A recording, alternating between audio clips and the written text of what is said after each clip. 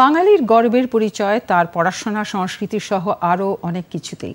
কিন্তু মোবাইল যুগ বাঙালির বই পড়ার আগ্রহ অনেকটাই কেড়ে নিয়েছে। সেই নস্টালজিক স্মৃতিকে জাগিয়ে তুলতে ট্র্যামে বইমেলার আয়োজন করেছে বইপ্রেমীদের সংগঠন সরস্বতী ভাণ্ডার। আজ ধর্মতলা থেকে শ্যামবাজার পর্যন্ত বই নিয়ে চলে ট্র্যামটি। অন্যতম উদ্যোক্তা ঝর্ণা ভট্টাচার্য বলেন, স্মৃতিকে আঁকড়ে এগিয়ে যাওয়ার জন্যই এই উদ্যোগ।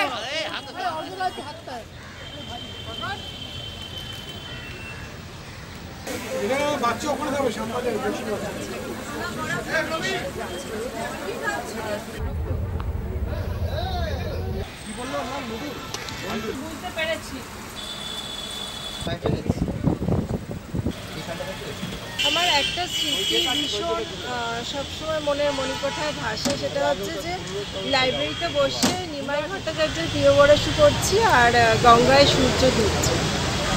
সেই যে বই পড়ার অভ্যেস, সেই অভ্যেসগুলো হারিয়ে যাচ্ছে। মানুষের আর নতুন বইয়ের গন্ধ ভালো লাগছে না। ইবুক হয়েছে বটে, কিন্তু ওটা তো একটা রম্য জগৎ, সেখানে অনেক ডিস্ট্রাকশান আসে।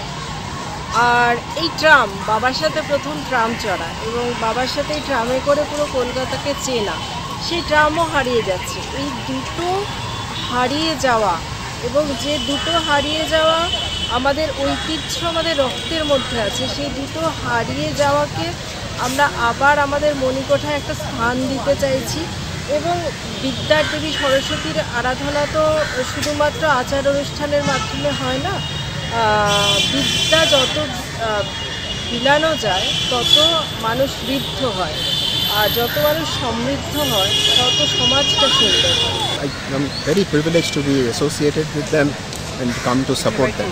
কেননা এই যে আগেকার দিনে যেটা হতো, যেটা বাঙালিকে ডিফাইন করে, প্রত্যেকটা পাড়ায় পাড়ায় লাইব্রেরি, এটা সারাদিনের কাজকর্মের পরে ওখানে গিয়ে গল্প করা, মাটির ঘাটে চা খেয়ে চানাচুরের, এই যে আমাদের ডিফাইন্স আছে বেঙ্গল, এটা হারিয়ে গেছে।